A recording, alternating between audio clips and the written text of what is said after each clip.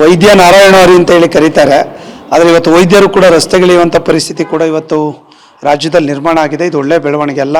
ಈ ವಿಚಾರಕ್ಕೆ ಸಂಬಂಧಪಟ್ಟಂತೆ ಭಾಳಷ್ಟು ಸಭೆಗಳು, ಅವರ ಡಿಮ್ಯಾಂಡ್ಗಳು, ವೈದ್ಯರಿರ್ಬೋದು, ಆಲ್ ಪ್ಯಾರಾಮೆಡಿಕಲ್ ಸ್ಟಾಫ್ ಇರ್ಬೋದು, ಮಿನಿಸ್ಟ್ರಿಯಲ್ ಸ್ಟಾಫ್ ಇರ್ಬೋದು, NRHM ಸಿಬ್ಬಂದಿಗಳಿರ್ಬೋದು, ಇವರೆಲ್ಲರಿಗೂ ಕೂಡ ಅವರ ಸಮಸ್ಯೆಗಳನ್ನ ಈಡೇರಿಸಬೇಕು ಅನ್ನುವಂಥ ಚರ್ಚೆಗಳು ಕಳೆದ 3 ವರ್ಷಗಳಿಂದ ನಿರಂತರವಾಗಿ ನಡೀತಾ ಇದೆ. ಸೊ ಎಲ್ಲೋ ಒಂದು ಕಡೆ ಇಲಾಖೆಯಲ್ಲಿರುವಂಥ ಕೆಲವು ಅಧಿಕಾರಿಗಳು ಇದರ ಬಗ್ಗೆ ಉದಾಸೀನ ಮಾಡುವಂಥದ್ದು ಅಥವಾ ಇದನ್ನು ಮಾಡಲೇಬಾರದು ಅನ್ನುವಂಥ ತೀರ್ಮಾನಕ್ಕೆ ಬಂದಿದ್ದಾರೆ ಎನ್ನುವಂಥದ್ದು ನಮ್ಮ ಅಭಿಪ್ರಾಯ ಆಗಿದೆ. ಯಾಕಂದರೆ ನಾವು ಕೂಡ ಖುದ್ದಾಗಿ 3-4 ಸಭೆಗಳಲ್ಲಿ ಭಾಗವಹಿಸಿದಾಗ ಒಂದು ಪ್ರೋಗ್ರೆಸಿವ್ ಆಗಿರಬೇಕು. 15 ಡಿಮ್ಯಾಂಡ್ ಇದೆ, ಅಟ್ಲೀಸ್ಟ್ 1 or 2 ಡಿಮ್ಯಾಂಡ್ ಆಗುವಂಥದ್ದಾದರೂ ಕೂಡ ಆಗಬೇಕು. ಆಗೋದೇ ಇಲ್ಲ. ಅಧಿಕಾರಿಗಳಿಗೆ ಇದು ಮಾಡೋಣ ಅಂತ ಹೇಳೋದು, ಅದು ಹಂಗೆ ಡಿಮ್ಯಾಂಡ್ ಇರುವಂಥದ್ದು. ಆ ಕಾರಣಕ್ಕಾಗಿ ರಾಜ್ಯದ ವೈದ್ಯಾಧಿಕಾರಿಗಳ ಸಂಘ, ಸರ್ಕಾರಿ ವೈದ್ಯಾಧಿಕಾರಿಗಳ ಸಂಘ ಮತ್ತು ಆರೋಗ್ಯ ಇಲಾಖೆಯ ಎಲ್ಲ ಕ್ಯಾಡರ್ ಒಕ್ಕೂಟದ ಸಂಘದ ಅಧ್ಯಕ್ಷ ಇಬ್ಬರು ಕೂಡ ಒಟ್ಟಿಗೆ ಸೇರಿ ಅವರನ್ನು ಕಳೆದ ವಾರ ಮೀಟಿಂಗನ್ನು ಮಾಡಿ 11ನೇ ತಾರೀಕಿನಿಂದ ಮಾರ್ಚ್ನಿಂದ 15ನೇ ತಾರೀಕುವರೆಗೆ ಒಂದಂತದ ಮುಷ್ಕರ ಮತ್ತು 16ರಿಂದ ಅನಿರ್ದಿಷ್ಟಾವಧಿ ಮುಷ್ಕರವನ್ನು ಈಗಾಗಲೇ ಕೈಗೊಂಡಿದ್ದಾರೆ. ಸೊ ಖಂಡಿತ ಒಂದು ದೊಡ್ಡ ಇಲಾಖೆ, ಸುಮಾರು 75,000 ನೌಕರರಿರುವಂಥ ಒಂದು ದೊಡ್ಡ ಇಲಾಖೆ.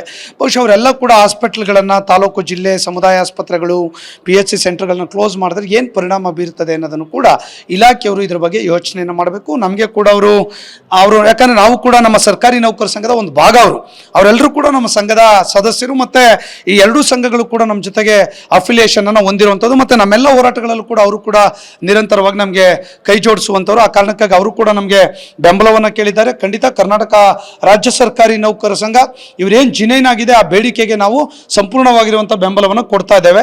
ನಾನು ಇದಕ್ಕೆ ಪೂರಕವಾಗಿ ವಿನಂತಿ ಮಾಡಿಕೊಳ್ತೇನೆ, ಸಂಬಂಧಪಟ್ಟ ಸಚಿವರಿರ್ಬೋದು, ಯಾರು ಜವಾಬ್ದಾರಿಯನ್ನು ಹೊಂದಿದ್ದಾರೆ ಅಧಿಕಾರಿಗಳು ಈ ಬಗ್ಗೆ ತ್ವರಿತವಾಗಿ ಗಮನ ಹರಿಸಿ ಮೀಟಿಂಗನ್ನು ಕರೆದು ಈ ಎಲ್ಲ ಸಮಸ್ಯೆಗಳು ಏನೇನು ಹಂತವಾಗಿ ಬಗೆಹರಿಸಲಿಕ್ಕಿದೆ ಕೂಡಲೇ ಬಗೆಹರಿಸಲಿಕ್ಕೆ ಕೂಡ ಅವಕಾಶಗಳಿದೆ. ಬಹುಶಃ ನಾವು 2023 ಸ್ಟ್ರೈಕ್ ಮಾಡಿದ್ವಿ, ತಮ್ಗೆ ಗೊತ್ತಿದೆ.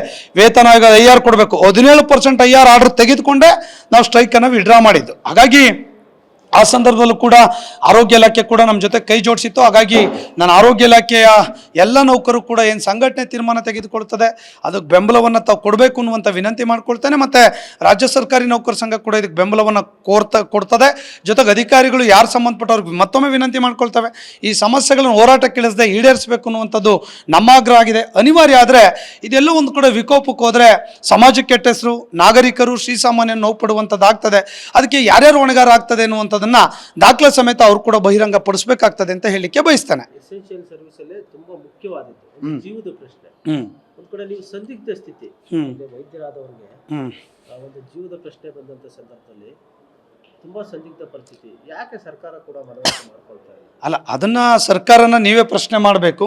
ಯಾಕಂದ್ರೆ ನಾನು ಕೂಡ ಈ ಒಂದು ಭಾಗದ ಜವಾಬ್ದಾರಿ ಇರುವಂಥ ಸಂದರ್ಭದಲ್ಲಿ ನಾನು ಕೂಡ 3-4 ಸಭೆಗಳಲ್ಲಿ ಭಾಗವಹಿಸಿದ್ದೇನೆ, ಆಗ್ರಹ ಪಡಿಸಿದ್ದೇನೆ. ಮಾಡ್ತೇವೆ ಅಂತ ಬಿಟ್ಟರೆ ಫಲಿತಾಂಶ ಶೂನ್ಯ ಆಗಿದೆ.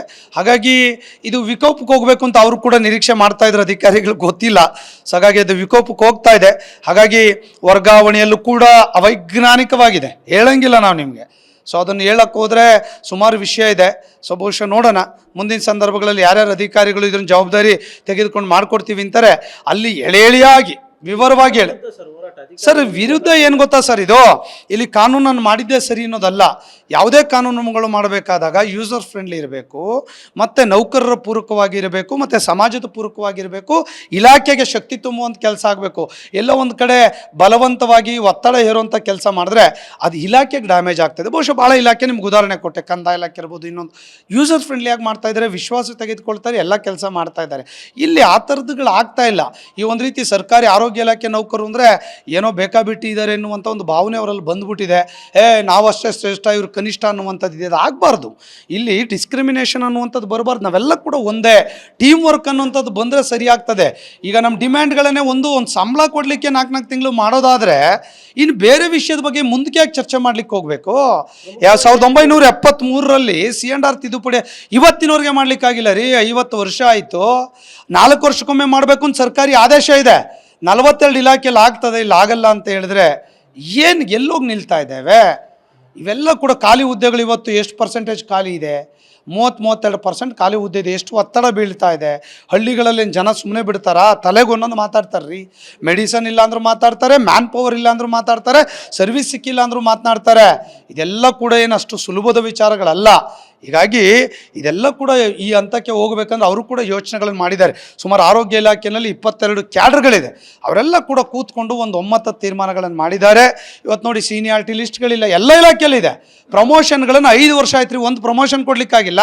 ಅದೇ ಬೇರೆ ಎಜುಕೇಷನ್ನು, ಎಕ್ಸೈಸು, ಸಿರಿಕಲ್ಚರಲ್ಲಿ ಅವನು 5 ವರ್ಷಕ್ಕೆ ಮುಂಚೆ ಹೋದರೆ ಅವ್ನಿಗೆ 5 ವರ್ಷದ ಎಷ್ಟು ಫೈನಾನ್ಷಿಯಲ್ ಬೆನಿಫಿಟ್ ಆಯಿತು, ಗೌರವ ಎಷ್ಟು ಸಿಕ್ತು, ಅವ್ನು ಮತ್ತೆ ಜಂಪಿಂಗ್ ಸಿಗುತ್ತೀವಿ ರೀ. ಪ್ರಮೋಷನ್ನೇ ಇಲ್ಲ, 5 ವರ್ಷದಿಂದ ಕೇಳ್ತಾ ಇದ್ದೀವಿ.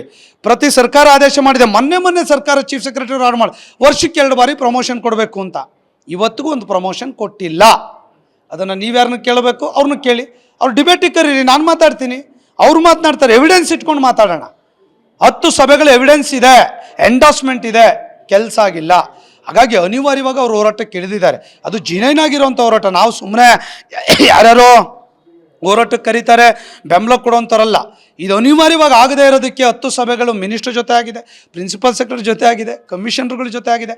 ಇದೆಲ್ಲ ಆಗಿದಾಗ ಅವರು ಆ ತೀರ್ಮಾನವನ್ನು ಮಾಡಿರೋದು ಸೂಕ್ತವಾಗಿದೆ ಅನ್ನೋದನ್ನು ಹೇಳಲಿಕ್ಕೆ ಬಯಸ್ತೇನೆ.